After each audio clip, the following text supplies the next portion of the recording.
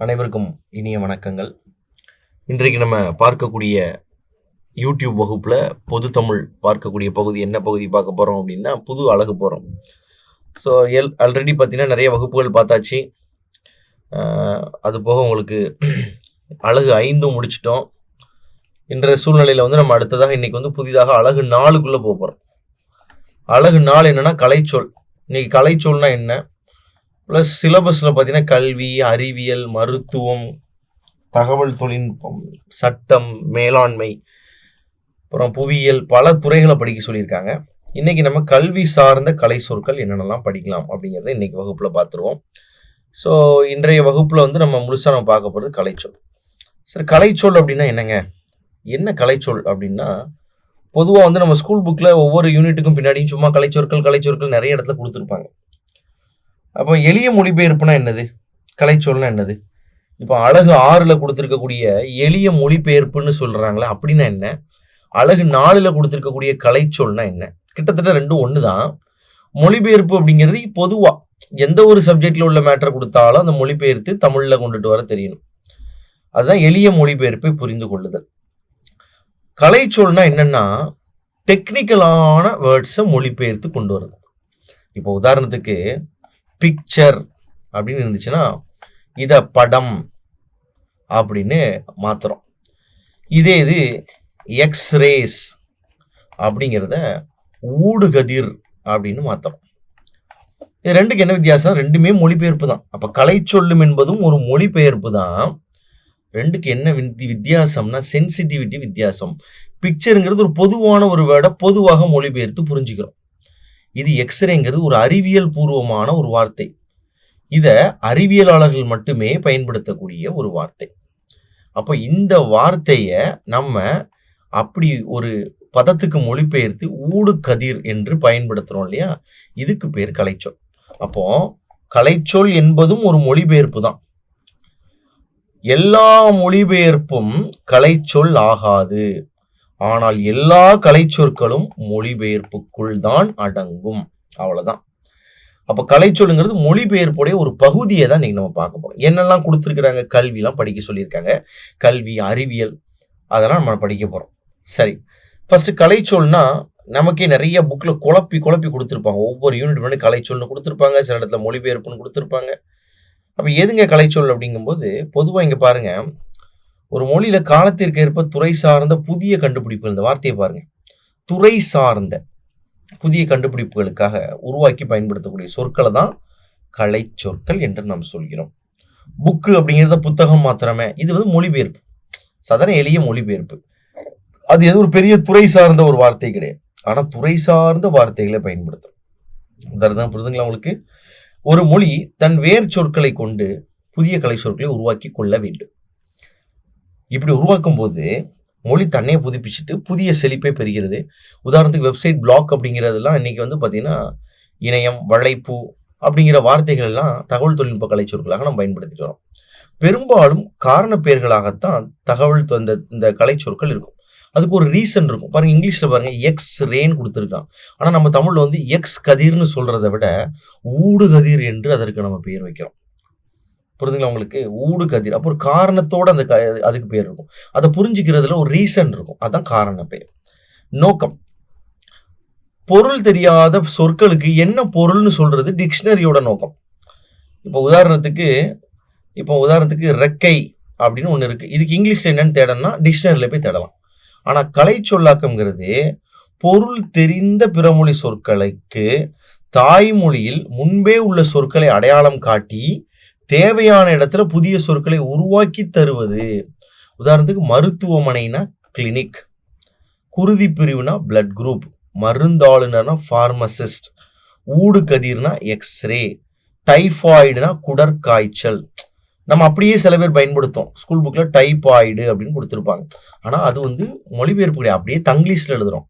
டைபாய்டுனா குடல்ல ஏற்படக்கூடிய காய்ச்சல் புரிஞ்சு குடற்காய்ச்சல். வயிற்றுப்போக்கு ஏற்படுதா டைபாய்டுனா அப்போ குடல் காய்ச்சல். ஆயின்மெண்ட், களிம்பு, இதெல்லாம் மருத்துவத்துறையில் உள்ள கலை சொற்கள். இதே மாதிரி நோட் புக், ஆன்சர் புக், விடை சுவடி, எழுது சுவடி, பொது குறிப்பு சுவடி, ரஃப் நோட் புக்கு, விளக்க சுவடி, ப்ராஸ்பெக்டஸ், இதெல்லாம் கல்வி சார்ந்த கலை சொற்கள். இப்படி கலை சொற்கள் லட்சக்கணக்கில் இருக்குன்னு கொடுத்துருக்குறாங்க. நம்ம புக்கிலேயே பெரிய யூனிட்டே இந்த கலைச்சொல் தான். அப்போ கலைச்சொல் எல்லாத்தையும் படிக்கணுமாங்க? இப்போ ஒரு டவுட் வரும். கலைச்சொல் எல்லாத்தையும் படிக்கணுமா? அந்த முதல்ல உள்ள பிரித்தெழுது, சேர்த்தெழுது, சந்திப்பிழை நீக்கிது, இது வந்து உங்களுக்கு எக்ஸாமுக்கு வர 20 லட்சம் பேருமே படிச்சுட்டு வருவாங்க. அப்போ 100க்கு வந்து உங்களுக்கு 85 மார்க்கு 90 மார்க் எடுக்கிறது இங்கே போட்டி கிடையாது. யார் 99 எடுக்கிறாங்க, யார் 100 எடுக்கிறாங்க, இவங்களுக்கு தான் போட்டி. நீங்கள் நல்லா படித்து முதல் யூனிட், 2வது யூனிட், 3வது யூனிட் நல்லா மனப்பாடம் பண்ணி அறிஞ்சொரு பொருள் பிரித்தெழுது இதையே படிச்சுட்டே இருக்கிறோம். பின்னாடி இருக்கக்கூடிய யூனிட்டை நம்ம படிக்கவே இல்லை. இதுதான் உங்களுக்கு டிசைடிங் ஃபேக்டர். 10 கேள்வி தான் கேட்குறாங்க. நான் 100 பக்கம் படிக்கணுமா? இல்லை 200 பக்கம் கொடுத்துருக்கீங்களே, 200 பக்கம் படிக்கணும், அவ்வளோ படிக்க முடியுமா? அப்போ கலைச்சொற்கள் லட்சக்கணக்கில் இருக்குன்னு சொல்லிட்டாங்க. எல்லாமே நமக்கு தெரியாததா இருக்காது. ஒரு சில தெரிஞ்சதா இருக்கும். தெரிஞ்சதை விட்டுட்டு தெரியாததை படிச்சு தான் ஆகணும். 10 கேள்விகள் உங்களுக்கு கலைச்சொற்கள் கேட்குறாங்க. அதில் உங்களுக்கு 5 தெரியுது. இன்னொருத்தர் 10க்கு 10மே சரியா போட்டு போயிட்டாரு. அவர் வேலைக்கு போயிட்டார். நீங்கள் அடுத்த தடவை உட்காந்து படிச்சுட்டு இருக்கணுமா நம்ம?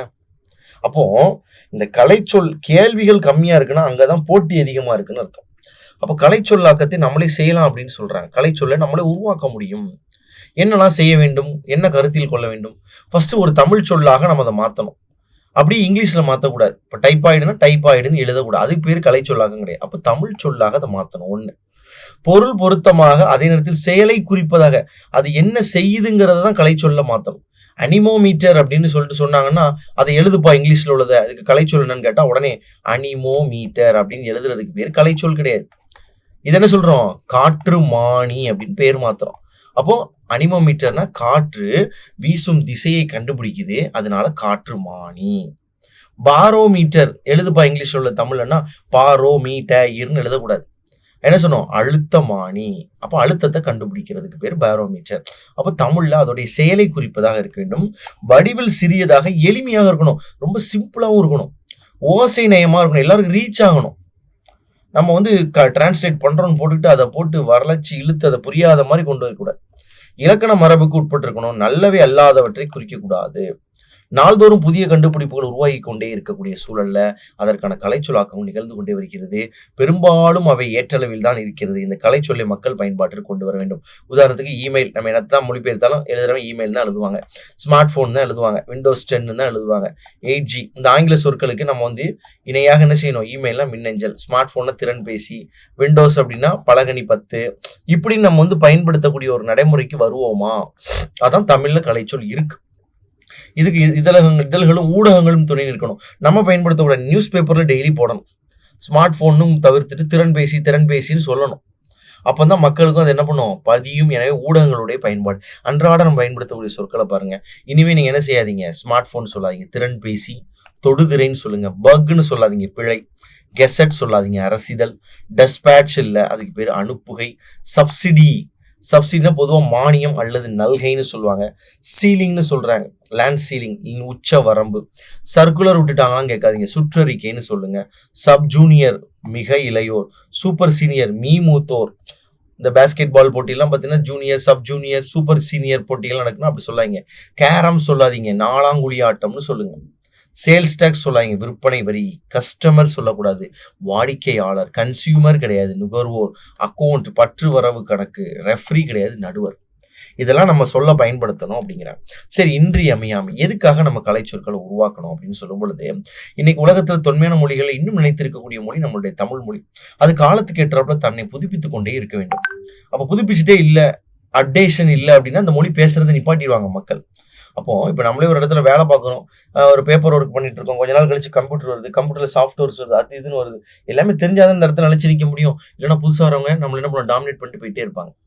அப்போ அதே மாதிரி ஒரு மொழியும் தன்னைத்தானே அப்டேட் பண்ண மாட்டேன் அப்படின்னு நின்றுச்சுன்னா பிற மொழிகளை பேச ஆரம்பிச்சிடுவாங்க. மக்களுக்கு இங்கிலீஷோட இன்ஃப்ளூயன்ஸ் அதிகமாயிடும். அதனால கலைச்சொல் நம்ம உருவாக்கும். அப்போ மருத்துவம், பொறியியல், தொழில்நுட்பம், அறிவியல், இதில் தமிழ் வழியில் பயில கலைச்சொல் முக்கியம். இன்னைக்கு 9th 10th புக்கு 11th புக்கெல்லாம் எடுத்து பார்த்தீங்கன்னா உங்களுக்கு அப்படியே சயின்ஸ் இல்லாமல் வெளிநாட்டில் உள்ள மேலை நாட்டில் உருவாக்கப்பட்ட அறிவியல் எல்லாத்தையும் என்ன பண்ணுறாங்க? உங்களுக்கு மொழிபெயர்த்து வச்சிருக்கிறாங்க. அப்போ அந்த கலைச்சொல் இருக்கிறதுனால தான் தமிழில் நம்ம மருத்துவம் படிக்க முடியுது, இன்ஜினியரிங் படிக்க முடியுது, டெக் படிக்க முடியுது. தாய்மொழி வழியிலான சிந்தனை மட்டுமே புதிய கண்டுபிடிப்புகளுக்கு வழிவகுக்கும். இந்த உலகத்துல இதுவரைக்கும் புதிய புதிய கண்டுபிடிப்புகளை கண்டுபிடிச்சவங்க எல்லாருமே தாய்மொழியில சிந்திச்சவங்க தான் சொல்றாங்க. ஸோ எந்த கண்டுபிடிப்பு உலகத்துல மூலையில எங்க நிகழ்ந்தாலும் ஜப்பானியர்கள் தங்கள் மொழியில அதுக்கு ஒரு புதிய சொல்லை உருவாக்கிடுவாங்க. இங்கிலீஷ் அதை பயன்படுத்த மாட்டாங்களாம்.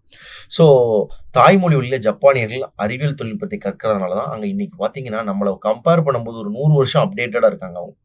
நீங்க ஜப்பானுக்கு போயிட்டு வந்தீங்கன்னா நம்ம 2035ல 2025ல 2125ல இருக்கிற மாதிரி இருக்கும். ஜப்பான்காரன் இங்க வந்திருந்தானா 1925ல இருக்கிற மாதிரி இருக்கும். அப்ப அந்த அளவுக்கு பின்தங்கி அப்ப அந்த கண்டுபிடிப்புகளுக்கு காரணம் அவங்க தாய்மொழியில கலை சொல்லாக்கம் தான். கலை சொல்லாக்கம் இல்லை என்றால் நாம் ஒலிபெயர்ப்பு சொல்லாக மட்டுமே பயன்படுத்தணும். ஒலிபெயர்ப்புனா சவுண்டை மட்டும் ப்ரொனன்சியேஷன். அப்ப சவுண்ட் அப்படின்னு எழுதுனா இப்படிதான் எழுதணும், சவுண்ட். அதை நம்ம பாருங்க ஒலின்னு மாத்திருக்கோம். லைட் அப்படின்னா இப்படிதான் எழுதி நம்ம ஒளியை மட்டும் மொழிபெயர்த்து பயன்படுத்திக்க முடியும். எனவே கலைச்சொல் ரொம்ப முக்கியம் அப்படின்னு சொல்றாங்க. அறிவியல் கலைச்சொல்லை தமிழாக்குவதில் உள்ள முறைகள் குறித்து அறிவியல் அறிஞர் மாசே குழந்தைசாமி பின்வருமாறு அவர் குறிப்பிட்டு சொல்கிறார். பாருங்க, பைந்தமிழ் இலக்கியங்கள்ல சொல் பயன்படுத்திருக்கிறாங்க. என்னென்ன சொல் பயன்படுத்தியிருக்கிறாங்க? ஒரு சில நேரத்துல ஏன்ஷியன் லிட்ரேச்சர்ல இருந்து கூட நீங்க எடுக்கலாங்கிறாங்க. உதாரணத்துக்கு பைலட்ன்னு இருக்கு. நம்ம வானூர்தி ஓட்டுபவர்னு சொல்றதுக்கு அவசியம் இல்லை.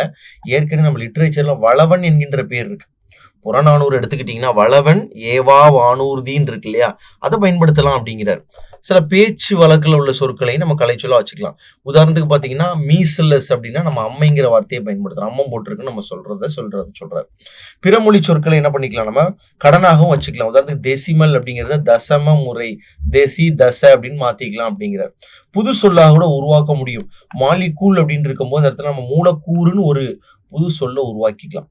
இல்லைன்னா வேர்ல்டு லெவல்ல இருக்கக்கூடிய சொற்களை ஏற்றுக்கொள்ளலாம். இப்போ ஊடுகதிர் சொன்னா புரியாதுங்க அவங்களுக்கு, எக்ஸ் கதிர் சொன்னா புரியும், அப்படியே கூட சில இடத்துல மொழிபெயர்த்து வைக்கலாம். எக்ஸ் கதிர்கள். பிற மொழித்துறை சொற்களை பயன்படுத்துதல்.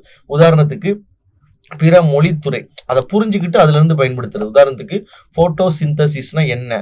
ஒளி சேர்க்கை மூலமாக தாவரம் உணவு தயாரிக்கிறது. அப்போ ஒளி சேர்க்கைன்னு அதை புரிந்து கொண்டு மாத்த. இல்லைன்னா ஒளி பெயர்த்து வெறுமனே சவுண்டை வச்சு மட்டும். இப்போ உதாரணத்துக்கு நீளத்தின் அலகு மீட்டர், அதை போய் நம்ம மாத்திக்கிட்டு இருக்க முடியாது. அப்போ மீட்டருங்கிறதையே தமிழ்ல எழுதிக்கிறோம். இப்போ ரெசிஸ்டன்ஸோட அலகு ஓம், அப்போ ஓம்னு எழுதிக்கிற வேண்டியதான். உலகளவிலான சூத்திரங்கள் குறியீடுகள் அது அந்த மொழியிலே எழுதிக்கணும். உதாரணத்துக்கு உங்களுக்கு R², H², O, CA இந்த மாதிரிலாம் இருந்துச்சு அப்படின்னா அதை அப்படியே பயன்படுத்திக்கலாம் அப்படிங்கிறாங்க. இப்போ கால்சியம்னு எழுதும்போது கெமிஸ்ட்ரி புக்கில் CA தான் இருக்கும். அது இங்கிலீஷ் படுத்துறதுனால CA தான், தமிழில் படுத்துறதுனால CA தான். இப்போ கால்சியம்ங்கிறதுக்கு போல கா அப்படிங்கிற ஒரு வார்த்தையை நம்ம பயன்படுத்தக்கூடாது அப்படிங்கிறாங்க. ஸோ சில ஸ்டாண்டர்ட்ஸ் நம்மளே வச்சுக்கணும் அப்படிங்கிறாங்க. பாருங்க, தமிழில் கலைச்சொற்கள் உருவாக்கிடும் பொழுது பழந்தமிழ் இலக்கியங்களின் சொற்களையும் சில இடத்துல நம்ம பயன்படுத்தணும். அன்றாட உரையாடல்களை நாம் தமிழ் சொற்களை அதிகமாக பயன்படுத்த வேண்டும். கலைச்சொல் பணியில ஈடுபடுறவங்க கூட ஒளிபெயர்ப்பு சொற்களாக மாற்றுவதே, கடன் வாங்குவதை தவிர்த்து அதை ட்ரை பண்ணி புதுசா மாத்த தான் ட்ரை பண்ணணும் அப்படின்னு சொல்றாங்க. அப்போ நாம் கலை சொல்லாக்க பணியில் ஈடுபடும் பொழுது தமிழில் எண்ணற்ற புதிய சொற்களை உருவாக்குவதோடு படைப்புகள் சார்ந்த அறிவையும் பெறலாம். இப்போ ஆக்கத்திறன் எப்படி கலை சொல்ல உருவாக்குறதுங்க அப்படின்னா, ஒரு சொல்லை மொழிபெயர்க்கும் போதோ அல்லது புதிய சொல்லை உருவாக்கும் போதோ அந்த சொல் அதே போன்று வேறு பல சொற்களை உருவாக்க உதவ வேண்டும். உதாரணத்துக்கு லைப்ரரிங்கிறத நீங்க மொழிபெயர்க்கணும். அதை நீங்க ஒரு நல்ல சொல்லாக, உதாரணத்துக்கு நூலகம் அப்படின்னு மொழிபெயர்த்துட்டீங்க அல்லது நூல் நிலையம்னு மொழிபெயர்த்துட்டீங்கன்னா இதுல இருந்தே நீங்க புது புது சொற்களை உருவாக்கிக்கிட்டே இருக்கலாம். லைப்ரரி நூலகம், லைப்ரரியன் நூலகர், லைப்ரரி சயின்ஸ் நூலக இயல் அப்படின்னு ஒரு சொல் அதோட வேறு சொல்ல பிடிச்சி அதை சரியாக மாத்திட்டனாலே போதும். ஸோ இதுக்கு பேர் தான் ஆக்குத்திறன்னு பேர். சரி, இப்போ என்ன பிரச்சனைகள் இருக்கு, ப்ராப்ளம்ஸ்? இன்னைக்கு கலை சொற்களை உருவாக்கிய வண்ணம் தான் அறிஞர்கள் இருக்கிறாங்க. படித்தவங்க, படிக்காதவங்க, கைவினைஞர்கள், பயிற்றுனர், மாணவர், மகளிர், குழந்தை எல்லாருமே தாமாக கலைச்சொல்லை உருவாக்குறாங்க. ஆனால் சில இடத்துல அறிவியல் சார்ந்த கலைச்சொற்களை உருவாக்கும் பொழுது பல்வேறு சொற்கள் இங்க கிடைக்குது அப்படின்னு சொல்றாங்க.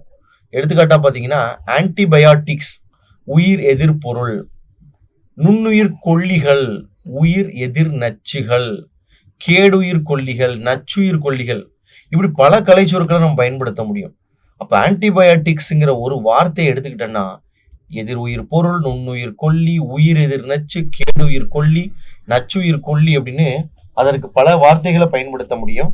ஆனால் கலை சொற்களை கற்பதிலும் புரிந்து கொள்வதிலும் துறை சார்ந்த நிலையில் குழப்பம் ஏற்பட வாய்ப்புள்ளது. ஏன்னா இதை ஒருத்தர் ஆன்டிபயோட்டிக் இப்படி படிச்சிருப்பாரு, உயிர் எதிர் நச்சுன்னு. இன்னொரு புக்ல போய் நமக்கு கேடு உயிர் கொல்லிகள் போடும்போது புரிஞ்சுக்கிறதுக்கு சிரமமா இருக்கும். இது என்ன வேட மென்ஷன் பண்றாங்க அப்படின்ட்டு. பட் இங்கிலீஷ் எடுத்து பார்க்கும்போது ஆன்டிபயோட்டிக்ஸ் இருக்கும். ஆன்டிபயோட்டிக்ஸ் தான் இந்த வார்த்தையில சொல்லியிருக்காங்களா? ஸோ அதை தவிர்க்கிறதுக்கு சொற்களை நம்ம தரப்படுத்தி ஒரு சொல்ல பயன்படுத்தணும். ஆன்டிபயோட்டிக்னா உங்களுக்கு எதிர் உயிர் பொருள் என்ற ஒரு வடிவத்தில் பயன்படுத்துவது சிறந்ததாக இருக்கும்.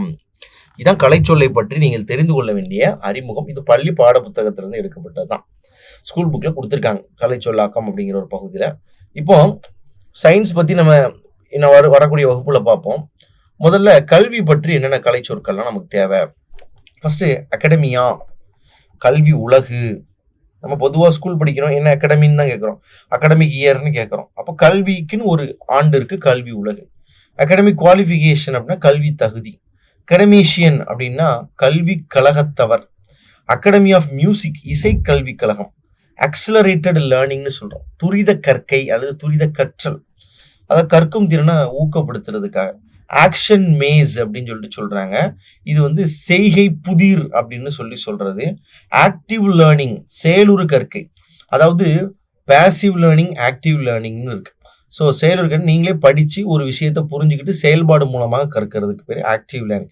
அதை ஆக்டிவிட்டி பேஸ்ட் லேர்னிங்னு சொல்கிறாங்க. பள்ளிக்கூடத்தில் முன்னாடி காலகட்டங்களில் 30 வருஷத்துக்கு முன்னாடி பார்த்தீங்கன்னா ஸ்கூல்களில் நம்ம ஒரு ஸ்லேட்டில் உட்காந்து எழுதிட்டு இருந்திருப்பாங்க மாணவர்கள்லாம். ஒரு 15-20 வருஷத்துக்கு முன்னாடி ஸ்லேட்டில் உட்காந்து ஆனாவும் எழுதிட்டு இருப்பாங்க. இன்றைக்கி வந்து அப்படி கிடையாது, ஆக்டிவிட்டி பேஸ்டில் லேர்ன் பண்ணுறாங்க. ஆக்டிவிட்டி ஸ்டெப் செயற்பாட்டு படி. அடாப்டிவ் டிவைஸ்லாம் அட்ஜஸ்டிவ் அப்படின்னா இசைவிப்பு உத்தி என்று பெயர். அட்ஜங்க்ட் ப்ரோக்ராம் உப நிகழ்வு திட்டம். அடோலசென்ஸ் வளரிளம் பருவம். அடல்ட் எஜுகேஷன் வளர்ந்தோர் கல்வி. சில வயது வந்தோர் கல்வின்னு சில இடத்துல போட்டிருப்பாங்க. அது அடல்ட்னா வயது வந்தோர்னு சொல்றது சரியா, வளர்ந்தோர்னு சொல்றது சரியா? இது பள்ளி பாட புத்தகங்கள்ல அங்கங்கே கொடுத்துருக்கிறத நம்ம தொகுத்துருக்கோம். அதில் புக்கில் எப்படி தான் கொடுத்துருப்பாங்கன்னா அதை அப்படியே படிச்சுக்கிறது நல்லது. சில இடங்கள்ல நம்ம இப்போதான் பார்த்தோம், கலைச்சொல்னா இதுதான் ஸ்டாண்டர்ட்னு கிடையாது, நம்மளே உருவாக்குறது தான். இப்போ அடல்ட் எஜுகேஷனை வயது வந்தோர் கல்வி திட்டம்னு கவர்மெண்டே மென்ஷன் பண்ணுறாங்க. நம்ம வளர்ந்தோர் கல்வின்னு புக்கில் கொடுத்துருக்காங்கன்னா இதுக்கும் அது மீனிங் புரிஞ்சுக்கிறோம். அஃபெக்டிவ் டொமைன் உளப்பாங்கு பரப்பு. ஆஃப்டர் ஸ்கூல் ப்ரோக்ராம் பாடசாலை வேலைக்கு பிந்தைய நிகழ்வு திட்டம். அனலிசிஸ் ஃபேஸ் பகுப்பாய்வு கட்டம். ஆந்திராகோஜி வளர்ந்தோர் கல்வி. இந்த மாதிரி தான் கேட்பாங்க. ஆந்திராகோஜி வளர்ந்தோர் கல்வி. நிறைய பேர் என்ன நினைப்பாங்கன்னா இந்த மாதிரி கலைச்சொல்ல ஸ்கூல் புக்கில் உள்ளது, இப்போ இந்த 6 to 12 புக்கில் தமிழ் புக்கில் உள்ளது மட்டும் படித்தா போதும்பா, இதெல்லாம் சும்மா போட்டு எதையாவது போட்டு குழப்பிட்டு இருப்பாங்க அப்படிலாம் நிறைய பேர் சொல்லுவாங்க. ஆனால் பார்த்தீங்கன்னா இந்த குரூப் 2 எக்ஸாமில் வந்து 2 கலைச்சொற்கள் கேட்டிருந்தாங்க. 2 கலைச்சொற்களுமே எங்கேருந்து கேட்டாங்கன்னு தெரியும், ரொம்ப டஃப்பாக கேட்டிருந்தாங்க. ஸோ உங்களுக்கு வேலை வேணும் அப்படின்னா பக்கத்தில் இருக்கவங்க சொல்கிறத ரெஃப்யூஸ் பண்ணிடுங்க, புறக்கணிச்சிருங்க. அவங்களுடைய எபிலிட்டி வெறும் 6லேருந்து 10ஆம் கிளாஸ் 12ஆம் கிளாஸில் உள்ள ஒவ்வொரு யூனிட் முன்னாடி உள்ள தமிழ் புக்கில் என்ன கொடுத்துருக்காங்களோ அதை மட்டும் தான் அவங்களால படிக்க முடியும். அதனால் இந்த மாதிரி புதுசாக சொல்லும் போது அவங்க இவ்வளோ தினம் படிக்கணுமான்னு பக்கத்தில் இருக்கவங்களையும் சேர்த்து குழப்ப ஆரம்பிச்சுவாங்க. ஸோ இது வந்து சிலபஸ். அவங்க வந்து அப்படி கொடுக்குறதா இருந்தால் வெறும் மொழிபெயர்ப்பு கல்வியிலேயே அதை சொல்லியிருக்கலாம். தெளிவாக சொல்லியிருக்காங்க, 10 டாபிக் கல்வின்னு சொல்லியிருக்காங்க, அறிவியல்னு சொல்லியிருக்காங்க. அப்போ இது வந்து கேள்வி கேட்பாங்க. அப்போ அந்த 10க்கு 10 நீங்கள் வாங்கணும்னு நினைங்க, சரிங்களா? ஆண்ட்ராகோஜி அப்ரண்டிஸ்ஷிப்னா பணிப்பயிற்சி. இந்த வடிவேல் சொல்லலையா, அப்ரண்டிஸ் பாருலையா ஒரு படத்தில். அப்ரண்டிஸ்ஷிப்னா பணிப்பயிற்சி, வேலை கிடைச்ச உடனே பணிப்பயிற்சியில் சேர்றது. ஆப்டிடியூட் டெஸ்ட் நம்ம இந்த எக்ஸாமில் பண்ணுறோம். உளச்சார்பு தேர்வு. அசைன்மெண்ட்ஸ் ஒப்படைப்பு, ஸ்கூல்ஸ்லாம் நம்ம எழுதுறதுக்கு பேர் பாருங்க. அட்டைன்மெண்ட் டார்கெட் எய்தல் இலக்கு. ஆட்டிடியூட் மனப்பான்மை அல்லது உளப்பான்மை. பள்ளிக்கூடத்துக்கு ஏன் போகிறோம்? மனப்பான்மையில் சரியாக இருக்கணுங்கிறதுக்காக. அத்தாரிங் டூல் ஆக்க சாதனம். ஆட்டோ டைடாக்டிசம் தற்போதனை அல்லது சுயபோதனை. ஒருத்தர் தனக்கு தானே டீச் பண்ணுறதுக்கு பேர் தான் ஆட்டோ டைடாக்டிசம். அவார்டு விருது. பேசிக் ஸ்கில் அடிப்படை திறன். பிஹேவியரிசம் நடத்தையியல். பிப்ளியோகிராஃபி பழைய கேள்விகளை கேட்டது. நூற்பட்டியல். ஒரு இடத்துக்கு போனோம்னா பிப்ளியோகிராஃபின்னா என்னென்ன நூல்கள்லாம் இருக்குன்னு எழுதி போடுறது. பைலிங்குவல் எஜுகேஷன் இருமொழி கல்வி. டிஎன்பிசி கொஸ்டின்லாம் பாருங்க பைலிங்குவலாக இருக்கும். பை லிட்ரஸி இருமொழி எழுத்தறிவு, 2 மொழியிலையுமே எழுத தெரிஞ்சிருந்தா by language literacy. Blended learning இணைப்பு கற்கை, அதாவது பாடத்தையும் படிக்கிறதுல உள்ள ப்ராக்டிக்கலையும் சேர்த்து படிக்கிறது. போர்டிங் ஸ்கூல் விடுதி பாடசாலை, தங்கி படிக்கிற இடத்துக்கு பேர். பிரெயின் டாமினன்ஸ் மூளை ஆதிக்கம். பிரான்ச்சிங்னு சொல்லுவாங்க கிளை உத்தி. புல்லியிங் அப்படின்னா பலவீனப்படுத்துதல். கேஸ் ஸ்டடி விடய ஆய்வு. கேஸ் ஸ்டடின்னு ஒரு இடத்துலையும் கொடுத்து நீ படிப்பீங்க, படித்து முடிச்சுட்டு பின்னாடி ஒரு சின்ன ஒரு நிகழ்வை கொடுத்து விளக்குறது. சர்டிஃபிகேட் சான்றிதழ். சர்டிஃபிகேஷன் சான்றிதழீடு.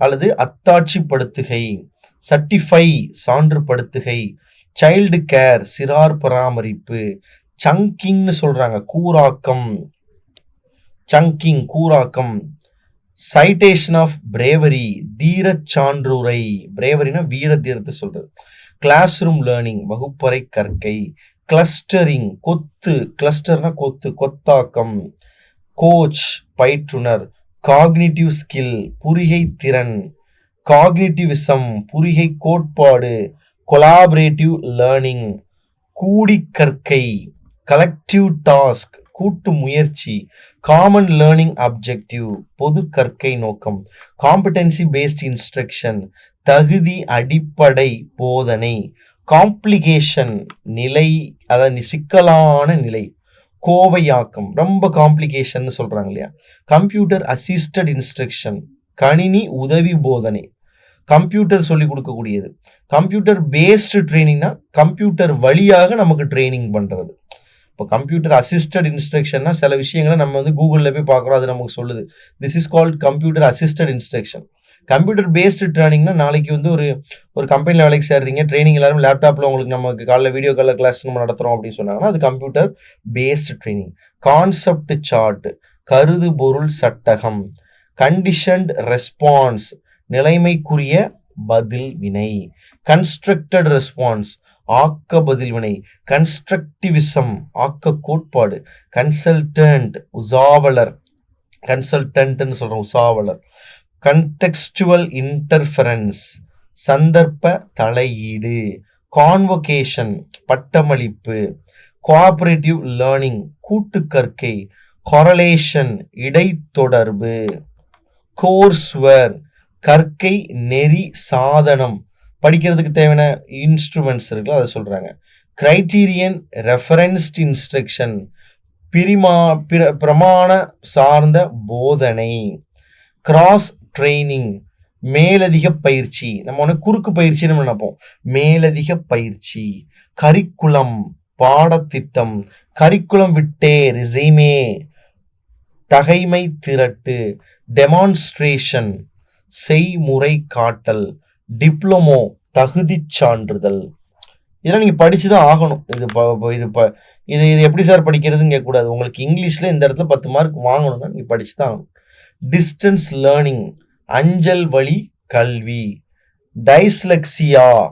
டைஸ்லெக்சியா எழுத்தறிவு குழப்பம், இயர்லி சைல்ட்ஹுட் எஜுகேஷன் இளம் பிராய கல்வி, எஸ்லிசியாலஜி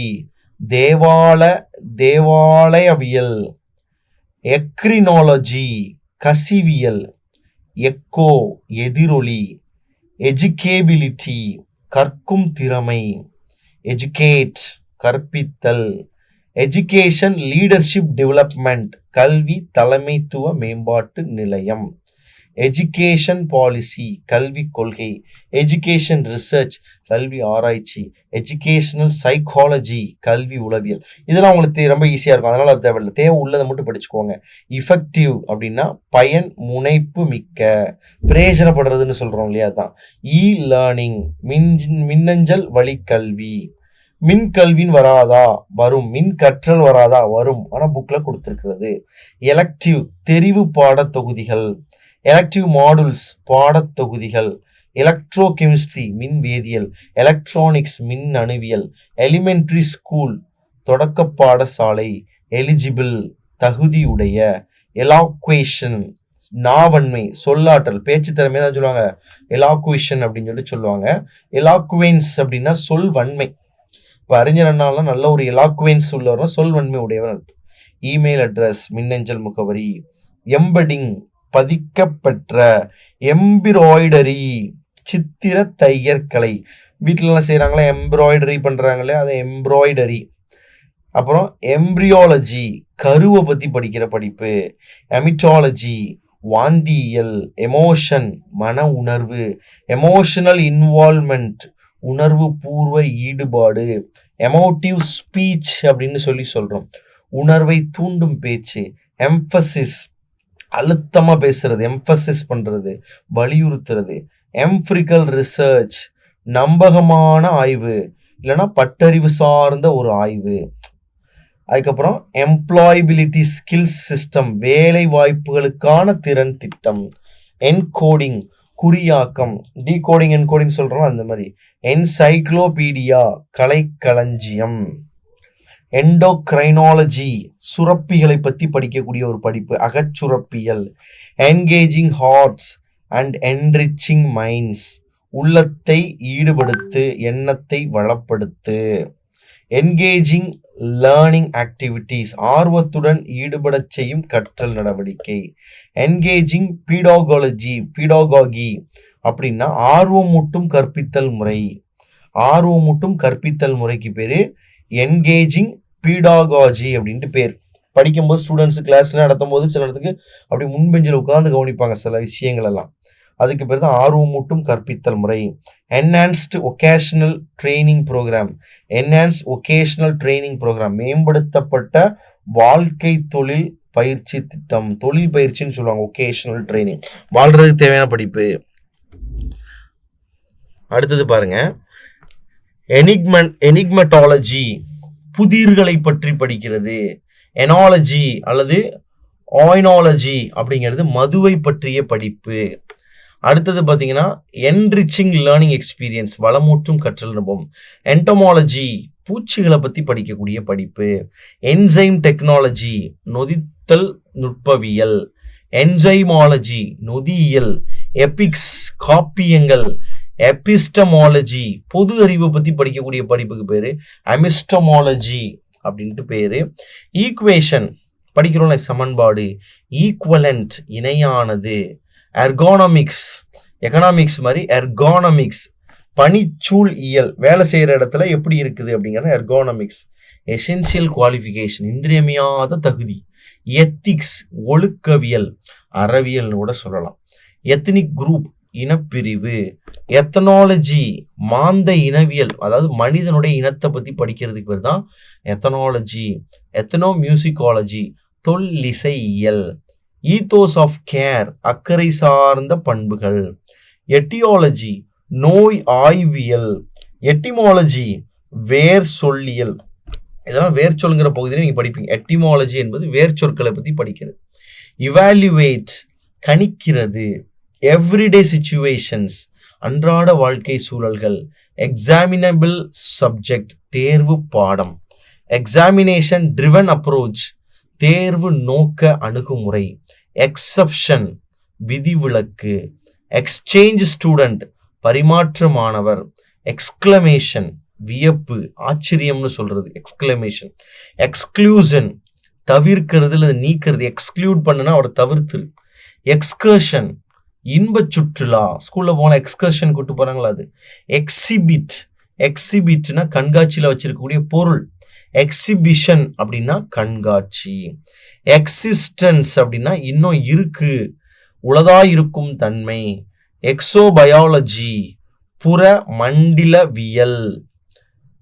எக்ஸ்பேட்ரியேட் டீச்சர்ஸ், வெளிநாட்டு ஆசிரியர்கள். எக்ஸ்பீரியன்ஸ், அனுபவம். எக்ஸ்பிரிமெண்டல் எஜுகேஷன், அனுபவ கல்வி. எக்ஸ்பிரிமெண்ட், ஆய்வு. எக்ஸ்பிரிமெண்டல் ரிசர்ச், சோதனை ஆய்வு முறை. எக்ஸ்பிரிமெண்டர், சோதனை முறை ஆய்வாளர். எக்ஸ்பர்ட்ஸ், நிபுணர்கள். எக்ஸ்பிளிசிட்லி, வெளிப்படையாக பேசுறது. சிம்பிளி, எக்ஸ்பிளிசிட்லினா வெளிப்படையாக. எக்ஸ்பிரஸ் கோர்ஸ், வரைவு நிலை வகுப்பு. எக்ஸ்பிரஷன் ஆஃப் தாட், சிந்தனை வெளிப்பாடு. எக்ஸ்டெண்டட் எஜுகேஷன், நீட்டிப்பு கல்வி. இதெல்லாம் பேசிக் தான். இதில் ஒன்று பெருசாக நீங்கள் படிக்கிற அளவுக்கு இதில் ஒன்றுமே கிடையாது. இதில் அவ்வளோ தூரத்துக்கு படிக்கிற அளவுக்கு இங்கே ஏதாவது மேட்ரு இருக்கான்னா அந்த அளவுக்கு இதில் ஒன்றும் வைக்கல, பேசிக்காக கொடுத்துருக்காங்க. எக்ஸ்டென்ஷன், விரிவாக்கம். எக்ஸ்டிங்ஷன், அழிஞ்சு போகிறது. காடுகளை விலங்குலாம் எக்ஸ்டிங்டிவ் ஸ்பீசிஸ்ன்னு சொல்லுவாங்க, அழிந்த விலங்குகள். எக்ஸ்ட்ரா கரிக்குலர் ஆக்டிவிட்டீஸ், படிக்கிறத தாண்டி உனக்கு என்ன எக்ஸ்ட்ரா கரிக்குலர் ஆக்டிவிட்டீஸ்ன்னு கேட்பாங்க இல்லையா, பிறதுறை செயல்பாடுகள். கிஃப்டட் எஜுகேஷன், இயற்பேற்று கல்வி. கிராஜுவேஷன், பட்டதாரி, பட்டம் பெறு, பட்டப்பேறு. கிராமர் ஸ்கூல், அறிவறி பாடசாலை. அதாவது கிராமர்னா உங்களுக்கு இலக்கண பள்ளின்னு இல்லை, அறிவறி பாடசாலை. ஹையர் எஜுகேஷன், உயர்கல்வி. ஹோம் ஸ்கூலிங், வீட்டு போதனை. ஹோம்ஒர்க், வீட்டு பாடம். ஜூனியர் ஹை ஸ்கூல், இடைநிலை பாடசாலை. கிண்டர் கார்டன், கேஜிஸ் சொல்கிறோம் இல்லையா, பாலர் பாடசாலை. கைனஸ்தெட்டிக் எஜுகேஷன், மெய்யுறு கல்வி. லிசனிங், செவி மடுப்பு. லிட்ரஸி, எழுத்தறிவு. நியூமரசி, எண்ணறிவு. அதாவது எஜுகேஷன் வேற, லிட்ரஸி வேற, புரிஞ்சுக்கணும். அதாவது நீங்கள் வந்து எஜுகேட்டட் பர்சன், ஆனால் பள்ளிக்கு போய் டிகிரி எதுவுமே வாங்கலை. இப்போ ஒருத்தர் இருக்கிறார், அவருக்கு எழுத படிக்கலாம் தெரியும், ஆனால் அவர்கிட்ட டிகிரி சர்டிஃபிகேட் எதுவுமே இல்லை, எந்த ஸ்கூல் சர்டிஃபிகேட் இல்லை, எழுத படிக்க தெரியும், அவரால் புரிஞ்சுக்கிட முடியும்னா ஹீஸ் லிட்ரேட் பர்சன். அவர் எழுத தெரிஞ்சவர், எழுத்தறிவு தெரிஞ்சவர். But he is not a educated person. So எஜுகேஷனில் ஒரு பிரிவு தான் லிட்ரஸி, எழுத தெரிகிறது. நியூமரசினா நம்பர்ஸில் மட்டும் கான்சென்ட்ரேட் பண்ணுறதுக்கு பேர் நியூமரசின்னு பேர். நர்சரி ஸ்கூல், பாலர் பாடசாலைகள். பர்செப்ஷன், இயல் திறம், பொட்டன்ஷியல்னு சொல்கிறாங்க இல்லையா. அடுத்தது பர்ஃபார்மன்ஸ், உங்களுடைய செயல்பாடு, அது ஆற்றுகை. அதுக்கப்புறம் பாருங்க, பெரிபேடட்டிக் டீச்சர், தளம் பெயர் ஆசிரியர்கள், ஒரு இடத்துல இருந்து இன்னொரு இடத்துக்கு போகிறோம். அடுத்தது ப்ரீ ஸ்கூல் எஜுகேஷன், முன்பள்ளி கல்வி. ப்ரீ ஸ்கூல் ஸ்பீச் ப்ரோக்ராம், முன்பள்ளி பேச்சு நிகழ்வு திட்டம். பிரசன்டேஷன், அளிக்கை. பிரைமரி ஸ்கூல், முதுநிலை பாடசாலை. ப்ரொஃபஷனல் குவாலிஃபிகேஷன், துறைசார் தகைமை. ரீடிங் டிசபிலிட்டி, வாசிப்பு வலுக்குறைவு. ரிப்போர்ட் கார்டு, தேர்ச்சி அறிக்கை, ரேங்க் கார்டு காட்டுறோம், அதான் சொல்கிறாங்க. ரோல் மாடல், முன்மாதிரி. ரோட் லேர்னிங், பாடமாக்கி கற்றல், அதாவது மனப்பாடம் பண்ணுறது தான் ரோட் லேர்னிங். நம்ம சொல்கிறோம் இல்லையா, முட்டி முட்டி முட்டி முட்டி படிக்கிறது. இப்போ நம்ம இந்த பகுதியே செல்றது அப்படி தான், ரோட் லேர்னிங் தான் பண்ணி ஆகணும். இதுக்கு அர்த்தம் தெரிஞ்சு படிக்கிறத விட இதுக்கு இப்படி தான் அப்படின்னு தெரிஞ்சுக்கணும். சானிடேஷன், துப்புரவு. ஸ்கூல் டிசிப்ளின், பாடசாலையில் ஒழுக்கம். நீங்கள் ஸ்கூல்னா பள்ளினே போடலாம், அதில் வந்து பெரிய தப்பு கிடையாது. ஸ்கூல் சிஸ்டம், பாடசாலை முறைமை. செகண்டரி எஜுகேஷன், இடைநிலை கல்வி. ஸ்கில் டெவலப்மெண்ட், திறன் விருத்தி. ஸ்ட்ரக்சர்டு ஆக்டிவிட்டீஸ், கட்டமைப்பு செயல்பாடு. ஸ்டூடெண்ட் கவுன்சிலிங், மாணவர் மதித்துணை. சப்ளை டீச்சர், பதிலீட்டு ஆசிரியர். சிலபஸ், பாடத்திட்டம் அல்லது பாட விதானம். டீச்சிங் கரியர், கற்பித்தல் பணி. டீச்சிங் ப்ரொஃபஷன், கற்பித்தல் துறை. டெக்னிக்கல் எஜுகேஷன், தொழில்நுட்ப கல்வி. டீனேஜ் அப்படின்னா பதின்ம வயதினர். டெர்ஷரி எஜுகேஷன், மேல்நிலை கல்வி. டியூஷன், பிரத்யேக போதனை. யூனிவர்சிட்டி கிராஜுவேட், பல்கலைக்கழக பட்டதாரி.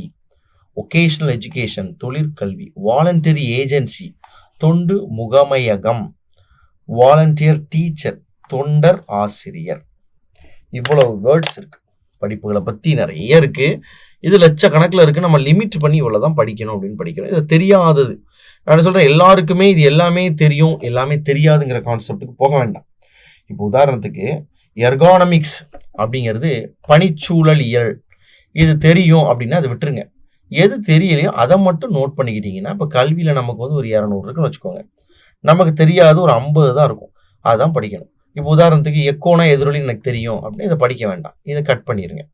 அதே மாதிரி பார்த்தீங்கன்னா இந்த இடத்துல கேஸ் ஸ்டடி, விடையாய்வு, சர்டிஃபிகேட்னா சான்றிதழ் எனக்கு தெரியும், இதை விட்டுருங்க. சர்டிஃபை, சான்றுபடுத்துறது, இதெல்லாம் தெரியும். கோச்சுனா பயிற்றுனர், இதெல்லாம் எனக்கு தெரியுங்க. கிளஸ்டரிங்னா கொத்தாக இருக்கிறது எனக்கு தெரியும் அப்படிங்கிறதெல்லாம் தெரியும். எஃபெக்டிவ் அப்படிங்கிறது தெரியும். இ லேர்னிங் தெரியும். அப்படிலாம் தெரியும்னா உங்களுக்கு கல்விக் கொள்கை, எஜுகேஷன் பாலிசி தெரியும். எஜுகேஷன் ரிசர்ச்னா கல்வி ஆராய்ச்சி. இதெல்லாம் விட்டுட்டு உங்களுக்கு எது தெரியலையோ அதை மட்டும் படிங்க. உதாரணத்துக்கு எத்தனாலஜி கேட்கலாம். எத்தனாலஜினா எதை பற்றி ஸ்டடி. எபிஸ்டமாலஜி அப்படின்னா என்ன. என்சைமாலஜி, என்சைம்னா நொதின்னு தெரிஞ்சால் அதுலேருந்து சொல்லிடுவாங்க, நொதியியல். அப்போ இதை தெரியும், இதை கட் பண்ணிடுங்க. தெரியாததை மட்டும் பாருங்கள். அடுத்த வகுப்பில் சந்திக்கலாம். நன்றி.